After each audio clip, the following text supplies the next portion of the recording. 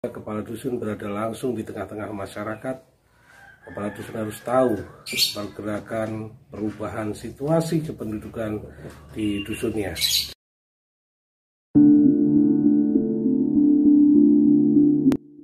Assalamualaikum warahmatullahi wabarakatuh. Salam sejahtera untuk kita semua. Om Swastiastu, Namo Buddhaya, salam kebajikan, shalom. Saudara, kita mengenal pemerintah desa, dan pada kesempatan kali ini kita akan bicara tentang tugas dari pemerintahan desa. Bahwa sesuai ketentuan Undang-Undang Nomor 6 Tahun 2014 tentang desa, pemerintah desa adalah kepala desa dan perangkat desa. Kemudian perangkat desa adalah kesekretariatan, kewilayahan, dan pelaksana teknis. Nah, pembahasan hari ini terkhusus akan bicara tentang kepala dusun, di mana kepala dusun menurut Peraturan Menteri 84 Tahun 2015 adalah pelaksana tugas unsur kewilayahan yang bertugas dan bertanggung jawabnya kepada kepala desa. Selanjutnya, tugas-tugas kepala dusun sesuai dengan ketentuan perundang-undangan. Tugas kepala dusun yang pertama adalah penyelenggaraan pemerintahan desa, pelaksanaan pembangunan desa, pembinaan masyarakat desa, dan pemberdayaan masyarakat desa. Selanjutnya, peran, tugas, fungsi kepala dusun adalah bertanggung jawab terhadap ketertiban dan ketentraman masyarakat.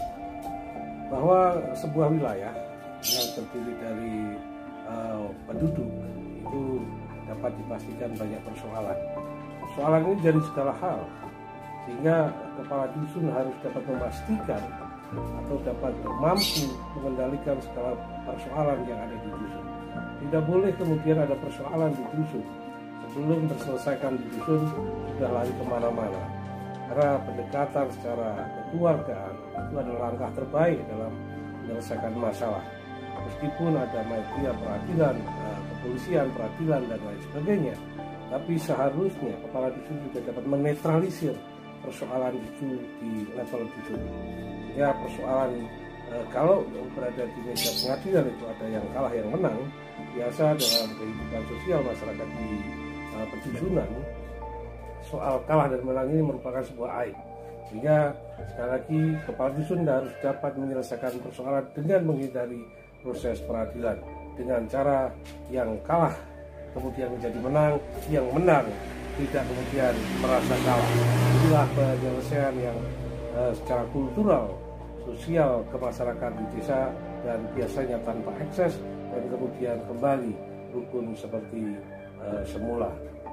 Yang sering terjadi persoalan-persoalan di pedusunan adalah satu, soal warisan yang mungkin dapat merasa warga ada yang merasa mendapatkan ketidakadilan, sehingga proses warisan ini juga harus diselesaikan oleh seorang kepala dusun. Kemudian soal lahan, ada bisa jadi batas lahan, kemudian jual beli dan lain sebagainya. Kemudian soal sosial, kepemudaan dan lain sebagainya. Kepemudaan, persoalan yang sangat rawan karena kepemudaan ini masih sering terjadi kesalahpahaman yang seharusnya bisa dihindari. Itulah yang kemudian peran kepala dusun sangat penting berada di tengah-tengah masyarakat di dusunnya. Selanjutnya, kepala dusun harus mengawal pembangunan dusunnya. Kepala dusun harus dapat memberikan penjelasan kepada masyarakatnya tentang rencana pembangunan, di mana biasanya pembangunan ini dimulai dari musyawarah rencana pembangunan dusun. Kepala dusun harus melibatkan seluruh masyarakat di dusunnya untuk ikut berperan dalam rangka merencanakan pembangunan di dusunnya, agar dusunnya dapat mencapai kemajuan dari tahun ke tahun. Pada saat lain, bahwa rencana pembangunan itu ada alokasi anggaran yang bisa dianggarkan dari anggaran pemerintah melalui dana desa maupun dari APBD maupun dari APBD provinsi ataupun dari pusat, kepala dusun harus menjelaskan sejelas-jelasnya bagaimana pelaksanaan dan capaian yang akan didapat ketika melaksanakan pembangunan tersebut. Pada saat yang lain, bahwa keterbatasan anggaran baik dana desa, APBD dan lainnya, kepala dusun juga menjadi bagian terpenting dalam rangka pembangunan dusunnya, di mana kepala dusun harus memiliki inisiasi pembangunan, apa yang sekiranya menjadi skala prioritas pembangunan di dusun, dari apa yang tidak bisa didanai dari manapun. Satu misal adalah pembangunan pertanian, bahwa lokasi dusun yang biasanya berada di pinggiran, akses pertaniannya masih jalan setapak, kepala dusun harus melibatkan masyarakat, partisipasi masyarakat untuk membuat jalan usaha tani. Karena salah satu persoalan kenapa masyarakat di pedesaan selalu berada di garis kemiskinan, karena produksi hasil pertanian mereka biasanya biayanya sangat tinggi. Bagaimana lahan pertanian yang akses jalannya masih jalan setapak tentu akan merepotkan bagi para petani. Solusinya adalah jalan setapak itu harus dibuat menjadi jalan roda 4, yang itu artinya beban produksi petani akan lebih ringan, mulai pra tanam hingga masa panen. Kemudian juga pembangunan sarana dan prasarana, sarana peribadatan, misalkan masjid dan yang lainnya. Kepala dusun juga harus berpikir keras bagaimana prasarana ibadah dapat terwujudkan ketika tidak dapat mendapatkan dana dari pemerintah. Dengan berbagai cara tentunya kepala dusun harus memiliki terobosan-terobosan penting dalam rangka melaksanakan atau mewujudkan keberadaan tempat-tempat peribadatan. Ada juga bagaimana kepala dusun harus memiliki inisiasi menyediakan lahan lapangan untuk kegiatan olahraga masyarakat di dusunnya, seperti olahraga rakyat seperti bola voli, sepak bola, dan lain-lain. Kepala dusun sekali lagi harus memiliki inisiasi, improvisasi dalam rangka mewujudkan kebutuhan masyarakat dusunnya. Selanjutnya, melakukan pembinaan masyarakat. Yang dimaksud melakukan pembinaan masyarakat adalah bagaimana masyarakat memiliki kesadaran kolektif kolegial dalam rangka menjaga wilayahnya, menjaga dusunnya. Banyak hal yang dapat disampaikan kepada masyarakat soal pembinaan ini, salah satunya bagaimana kita menghindar dari beberapa persoalan. Misalkan hari ini kita ada pandemi COVID-19, kita menyampaikan kepada masyarakat agar masyarakat tahu apa bahaya pandemi corona ini, lalu bagaimana masyarakat untuk mengetahui cara-cara menghindari terpaparnya COVID-19 ini. Juga soal bencana alam, bagaimana masyarakat mampu dan tahu cara-cara menghindar dari bencana alam, dan andai kata terjadi bencana alam, masyarakat secara kolektif memiliki tanggung jawab yang sama untuk mencari solusi terbaik terkait bencana alam. Kemudian juga kepala dusun berkewajiban memberikan sosialisasi terhadap bahaya penggunaan narkoba, minuman beralkohol, dan lain-lain. Karena dinamika masyarakat itu tentu sangat dinamis, informasi, pengetahuan, pengertian, pergaulan, dan lain sebagainya sangat variatif, sehingga kepala dusun harus memiliki feeling bagaimana penyakit-penyakit masyarakat itu tidak menjalar di masyarakatnya. Ada lagi juga tentang bagaimana masyarakat secara kolektif, kolegial bersatu dalam rangka meminimalisir potensi persoalan yang dapat membahayakan lingkungannya, membahayakan keluarganya, membahayakan dusunnya. Dan kepala dusun harus dapat memberikan sugesti kepada mereka bahwa tanggung jawab keamanan lingkungan menjadi tanggung jawab bersama, menjadi sebuah keharusan bagi setiap warganya. Tentang keamanan juga kepala dusun harus dapat melaksanakan kegiatan jaga malam, termasuk ketika COVID ini jaga tonggo dan ronda malam. Ini adalah tugas-tugas dan kewajiban kepala dusun agar dusunnya tercapai dalam situasi kesadaran kolektif tentang keamanan dan kenyamanan dusunnya. Kemudian tugas kepala dusun yang terakhir yakni tentang pemberdayaan. Pemberdayaan ini meliputi berbagai hal, baik pemberdayaan ekonomi, sosial, dan budaya. Pemberdayaan ekonomi itu bisa beraneka ragam, mulai dari pertanian, kemudian usaha kecil atau usaha mikro. Kita mulai dari pemberdayaan pertanian, yakni bagaimana kepala dusun menghidupkan kelompok tani di dusunnya. Kemudian melalui kelompok tani ini kepala dusun dapat memberikan sosialisasi tentang bagaimana memilih bibit-bibit unggul, kemudian bagaimana perawatannya, bagaimana sarana dan prasarananya. Di beberapa kesempatan yang lalu kita sampaikan bahwa persoalan yang sangat mendasar bagi petani di pedesaan adalah akses transportasi.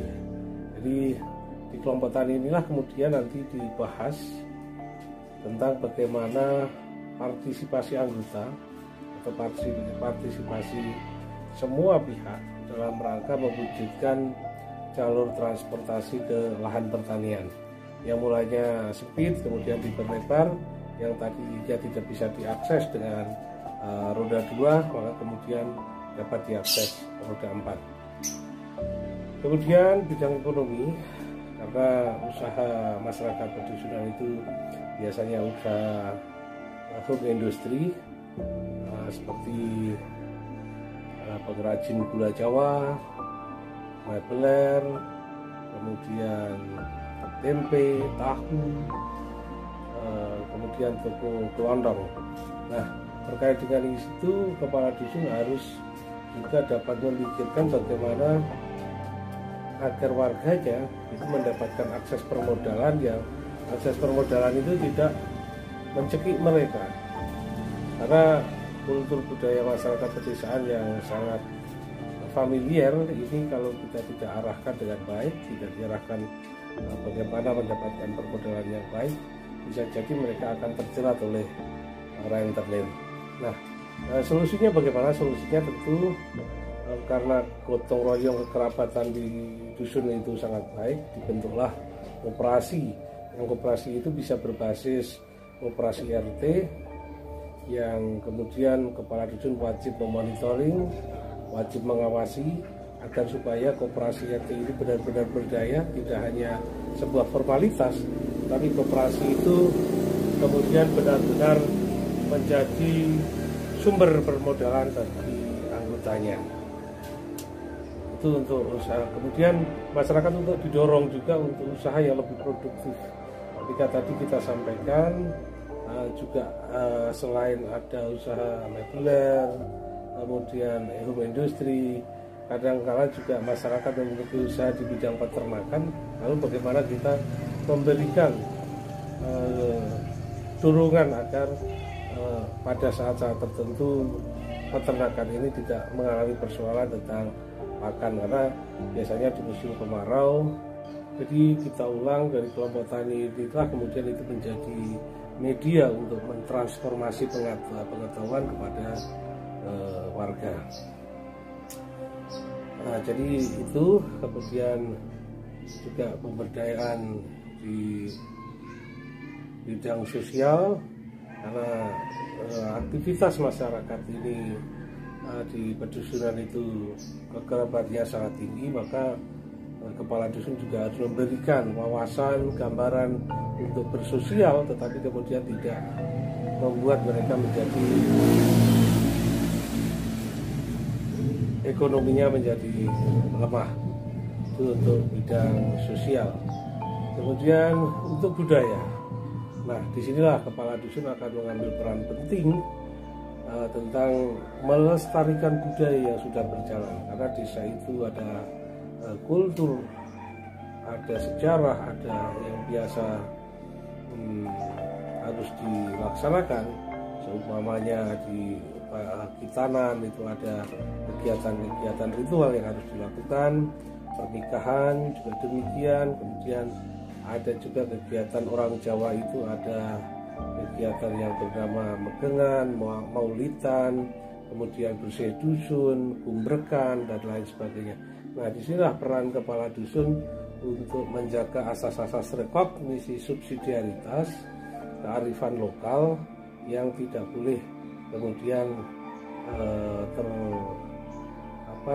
terkalahkan oleh budaya asing. Jadi peran kepala dusun harus dapat mempertahankan identitas asal usul dusunnya. Kesimpulannya adalah kepala dusun harus tetap ada dalam sistem pemerintahan di desa. Kepala dusun akan mencakup banyak hal. Kepala dusun akan sangat menentukan kondisi situasi sosial budaya masyarakat di desa, sehingga bahwa sistem pemerintahan desa itu telah ada sebelum Indonesia merdeka. Kenapa pada saat itu kepala dusun sangat berperan penting dalam rangka menciptakan situasi kondisi ekonomi sosial budaya yang lebih kondusif, karena keberadaan kepala dusun memang seorang tokoh yang menjadi sumber pengetahuan, sumber kekuatan, sumber inspirasi bagi warganya. Sehingga penting juga peran kepala dusun dalam menginisiasi segala pembangunan yang di luar anggaran pemerintah. Inisiasi kepala dusun dalam rangka membuat jalan, menggerakkan gotong royong, mempertahankan adat tradisi, dan lain sebagainya yang akan kemudian menjadi identitas masyarakat di dusunnya, kemudian bangsanya dan negerinya. Oleh karenanya pembangunan desa adalah pembangunan bertendensi pada pemberdayaan, bukan pembangunan administratif. Jadi sekali lagi, pembangunan desa adalah pembangunan pemberdayaan. Ketika pemberdayaan, maka kader-kader pemberdayaan pembangunan desa ada di kepala dusun. Lalu bagaimana pemerintah negara untuk mencikapi ini? Pemerintah dalam supradesa, kabupaten dan ke atasnya harus memberikan sebuah pendidikan, pemahaman, pengetahuan, penguatan sistem penyelenggaraan pemerintahan desa, yakni terkhusus dalam jabatan kepala dusun, benar-benar menjadi kader pemberdayaan di segala bidang. Ketika itu sudah tercukupi, maka desa akan semakin maju, desa punya identitas, kultur budaya terpertahankan, dan etika estetika tetap terjaga dengan baik.